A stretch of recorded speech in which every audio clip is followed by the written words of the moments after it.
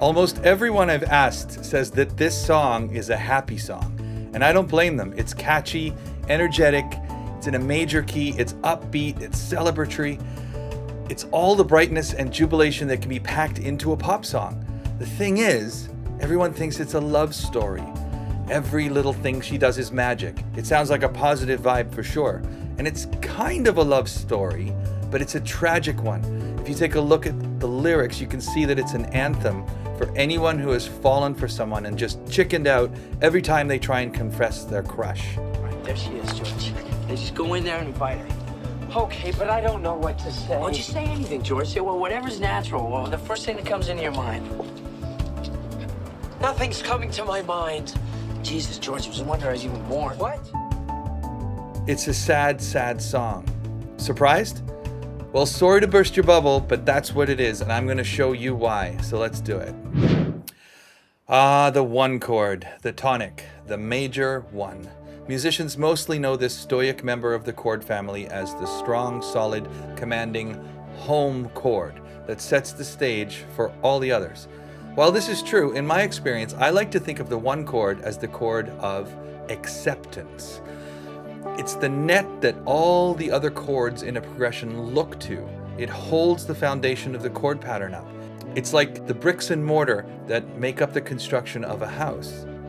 But even haunted houses have a foundation. This song's written by one of my favorite songwriters, Sting, and it's propelled with the afterburner rocket energies of my favorite drummer of all time, Stuart Copeland, and a guitarist that's a favorite of mine, Andy Summers. He has this textural and atmospheric guitar that just paints perfect pictures around the great songwriting and energy that Sting and Stuart give. I'm a huge Police fan, if you haven't guessed already.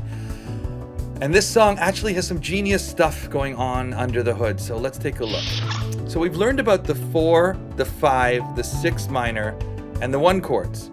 And we'll go over the feelings of these chords once again in a second, but I need to teach you about something new. It's what's called an inversion. We know that triads are made up of 3 notes, and if you add the octave or other extensions as a 4th note to make that chord, having 4 notes, we can give our basic triads a bit of spice and different energies here and there. So this song is in the key of D major. It's actually somewhere in between D major and E flat major, but that's because they use something called a vari-speed on the tape machine to speed the song up slightly, which raised the pitch. But for our lesson, we'll see it in D major. Okay, so now we have this song in the key of D major, and the 5 chord in the key of D major is an A major triad. We can see that the chord has the note A as its root, its lowest note, its foundation. When the lowest note of the chord is like this, it's known as being a root position chord. So here's our A triad: A, C sharp, and E. And remember, our 5 chord gives us that road sign feeling of confidence that we're heading somewhere. Now, if we want to slightly change the chord to achieve the same basic feeling, but also ask it to act in a certain way, we can adjust the order of these triad notes by swapping them around a bit. So if we move the root note to the octave and make the C sharp the lowest note, we can maintain the same feeling of confidence, but our 5 chord takes on a slightly different quality. When we ask the second note to be the lowest note, we call it a first inversion chord. We're inverting the order of notes. If we ask the third note to be the lowest, it's called a second inversion chord. And when we have 7th and 4-note chords, we can have a third inversion chord, but I'll save that for another time. So for this song, we want to look at the first inversion 5 chord. And what Sting did here is genius. Check it out. When I play the main chords of the verses of the song, we can see that the roots of each chord are actually going up the major scale. They feel like they're climbing up something.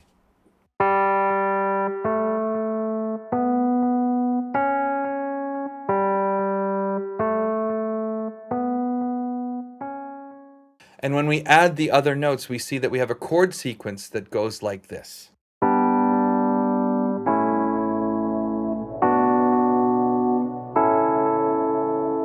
4, 5, 6, first inversion 5. So let's chat a bit more about that first inversion 5 chord. In my view, when we modify a chord with an inversion, we make it yearn or reach out to give it a certain vulnerability. It goes out on a ledge. It becomes a bit more intense. It reaches out and really tries to step forward. And this is why this song's verse is pure genius. So remember I told you that most people think this song is a happy song? Well, it's not. Not if you think that unrequited love is a happy situation. Sting sings these lyrics. Though I've tried before to tell her of the feelings I have for her in my heart, every time that I come near her, I just lose my nerve as I've done from the start. Yeah, it doesn't sound too happy or promising, right? No. And the chorus lyrics are, every little thing she does is magic. Everything she do just turns me on. Even though my life before was tragic, now I know my love for her goes on. So he's accepted that he can't get the guts to ask her out. And if you read the rest of the lyrics, Sting talks more about the other times he's chickened out of calling her and can't walk up to her. So it's actually quite tragic. It's a sad kind of unrequited love story. So I like to think of the one chord as the chord of acceptance, as I've mentioned before. It's the home chord, and one could say all chords lead to home. And the chorus of this song is a cycling pattern of 5 chord to 1 chord. Confidence, acceptance, confidence, acceptance. He knows he can't ask her out because he's too afraid. So he's confident that he keeps trying and will fail. And then he just accepts it and just swims around in the joyous feeling of desiring her. He's just content in the chase, but he's sad. And it's just the way it is. So he just swims in that moment. Now let's get back to the verses. So the chords climb up the scale. And if we apply what we've learned, so remember, go watch the other videos. If we apply what we've learned about the feelings of the chords in the sequence in the verse, we get 4 chord, questioning, the 5 chord, confidence, 6 chord, minor, sadness, and the first inversion 5 chord, confidence with yearning. And these cycle over these lyrics.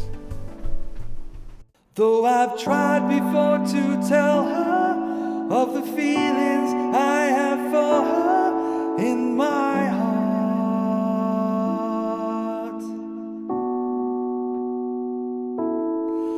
every time that I come near her, I just lose my nerve as I've done from the start.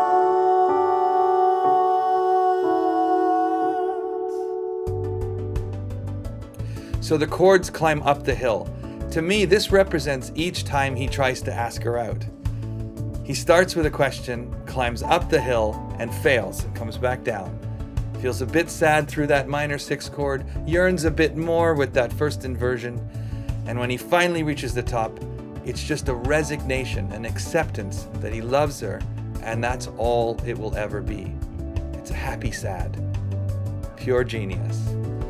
These lyrics are perfectly matched to the chordal sequence, or progression, as it's more commonly known to us. So the next time you listen to this song, you can hear how the music underneath the lyrics beautifully supports them. Just great songwriting. See you next time.